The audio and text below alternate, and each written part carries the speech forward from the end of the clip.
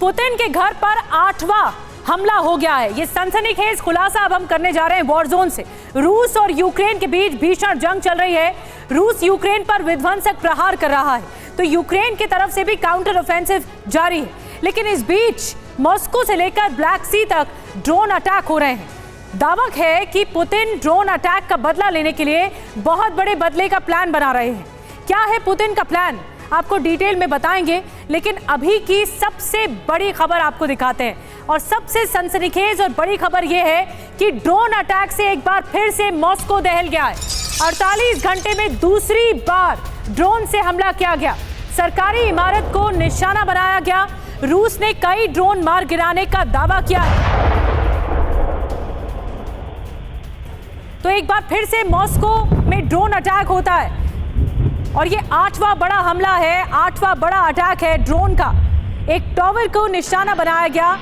ये टावर आप देख रहे हैं, ऊंची बिल्डिंग को निशाना बनाया गया। ये ड्रोन अटैक था और उसके बाद जो ब्लास्ट होता है उसके बाद की तस्वीरें भी सामने आई हैं।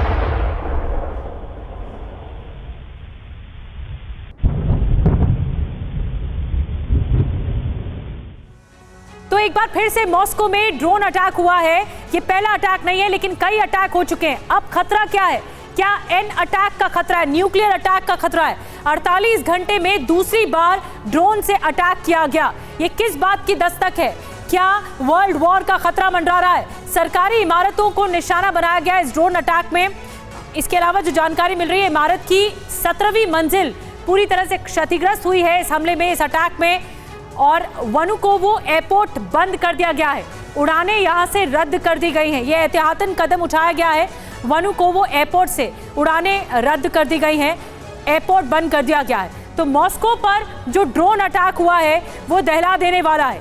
बार बार पुतिन के घर पर अटैक होता है और अब रूस का अगला कदम क्या होगा, सब ये सोच रहे हैं। ड्रोन के टारगेट पर मॉस्को क्यों है, अब हम आपको ये समझाते हैं। अलग अलग तारीखें देखिए, 30 जुलाई, 24 जुलाई, 4 जुलाई, 3 ड्रोन से स्ट्राइक होती है 30 जुलाई को।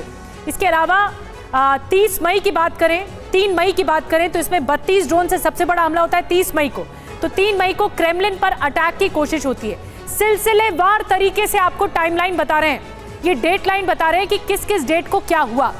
अब आपको बताते हैं, हमने 30 मई की बात बताई, 3 मई की बात बताई। इससे पहले जो हमने बताया आपको कि 30 जुलाई, 24 जुलाई और 4 जुलाई को भी ड्रोन स्ट्राइक हुए।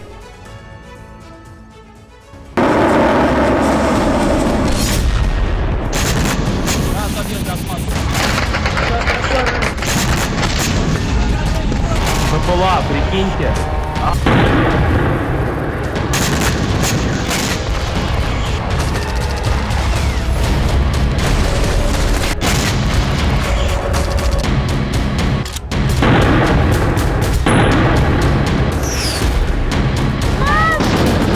मॉस्को ड्रोन हमले की आग शांत होने से पहले ही आधे यूक्रेन में हाहाकार मच गया।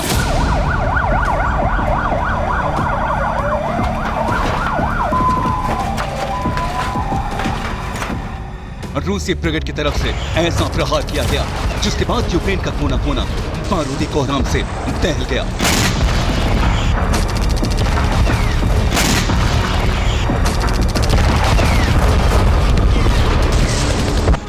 यूक्रेन के 10 शहर तो पूरी तरह से तहस नहस हो गए।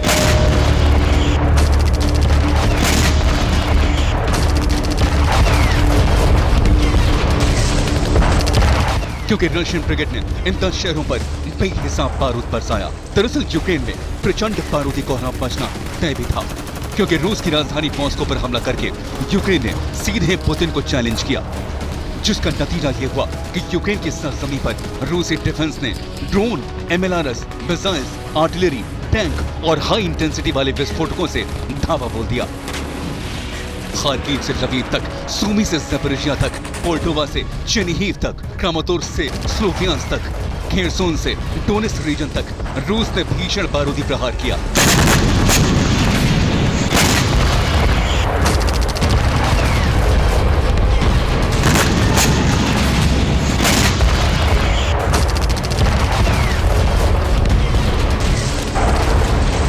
जिसका नतीजा ये हुआ कि रूस के हमले में यूक्रेनी फौज के 660 जवान मारे गए। सबसे भीषण अटैक यूक्रेन के खेरसोन रीजन में हुआ, जहां रूसी डिफेंस ने 358 प्रोजेक्टाइल अटैक किए, पोर्टार, आर्टिलरी, ग्रैंड एमएलआरएस और ड्रोन से हमले किए। इसके अलावा सूमी रीजन में 169 से ज्यादा ब्लास्ट हुए। सूमी में रूस ने बीते 24 घंटों में 32 से ज्यादा अटैक किए।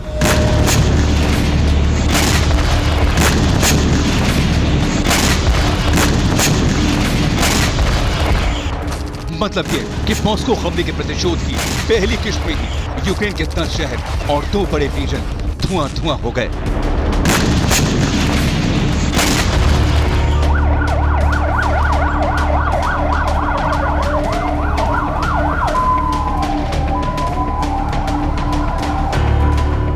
लेकिन सबसे ज्यादा हैरानी की बात है कि यूक्रेन में जो बारूदी बवंडर आया वो तो सिर्फ एक ट्रेलर है, क्योंकि आज रात यूक्रेन पर अब तक का सबसे भीषण, सबसे विध्वंसक और सबसे विनाशक अटैक होने वाला है।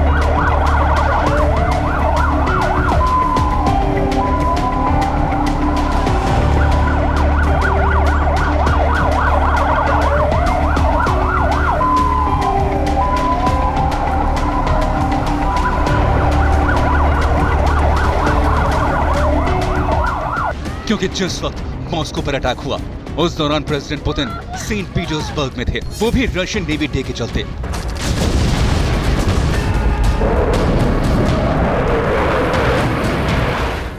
लेकिन अब प्रेसिडेंट पुतिन क्रेमलिन में मोर्चा संभाल चुके हैं, लिहाजा यह आशंका जताई जा रही है कि आज रात यूक्रेन की राजधानी कीव समेत यूक्रेन के बड़े इलाकों में सबसे बड़ा हमला होने वाला है। यूक्रेन पर होने वाली स्ट्राइक का पूरा ब्लूप्रिंट भी तैयार हो चुका है।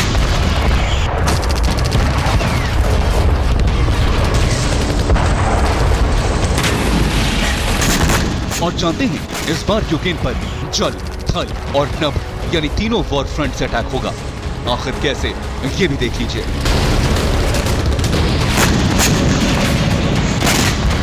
ब्लैक सी में मौजूद युद्धपोतों से यूक्रेन पर मिसाइल अटैक होगा। कैस्पियन सी से पुतिन के बॉम्बर और लड़ाकू विमान हमला करेंगे।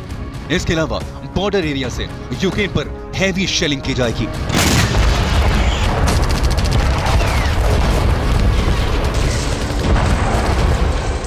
पुतिन के तेवर इस बात का साफ और सीधा संकेत दे रहे हैं कि मॉस्को पर आत्मघाती ड्रोन से स्ट्राइक कर यूक्रेनी फौज ने बहुत बड़ी गलती की है, जिसका खामियाजा अब यूक्रेन को भुगतना होगा।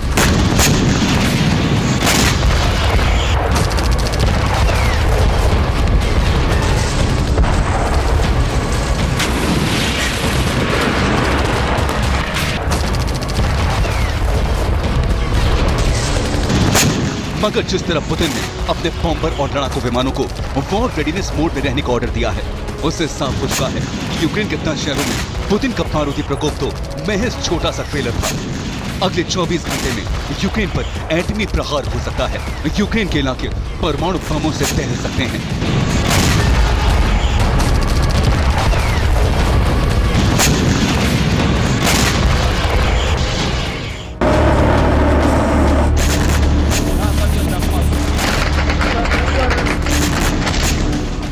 दरअसल रूस के आक्रामक होने की वजह मॉस्को पर अटैक तो है ही, इसके अलावा ये भी खबरें सामने आ रही हैं कि नेटो कंट्रीज यूक्रेन को स्टारलिंक सैटेलाइट की फीड मुहैया करा रही हैं,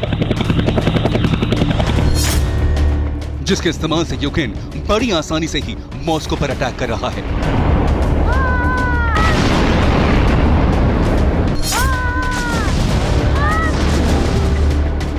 और आगे भी बेहद विध्वंसक अंदाज में करेगा।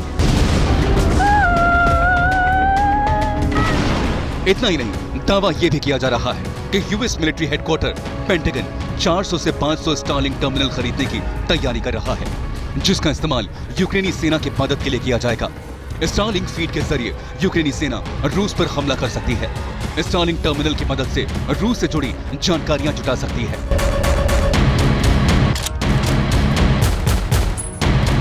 मतलब ये कि अमेरिका और नेटो का प्लान वॉर को यूक्रेन के बजाय रूस में शिफ्ट करने का है, क्योंकि स्टारलिंक सैटेलाइट के जरिए बड़ी आसानी से यूक्रेनी सेना रूस के ठिकानों की खुफिया जानकारी जुटा सकती है।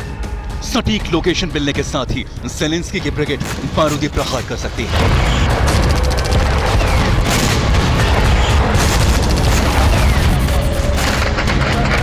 हालांकि अब तक यूक्रेन यूएस के स्टारलिंक सैटेलाइट से रूस पर हमला कर रहा था, मगर अब तो पेंटागन सिर्फ यूक्रेन के लिए भारी तादाद में स्टारलिंक टर्मिनल खरीद रहा है, जिससे यूक्रेन को युद्ध में बढ़त मिलना तय है।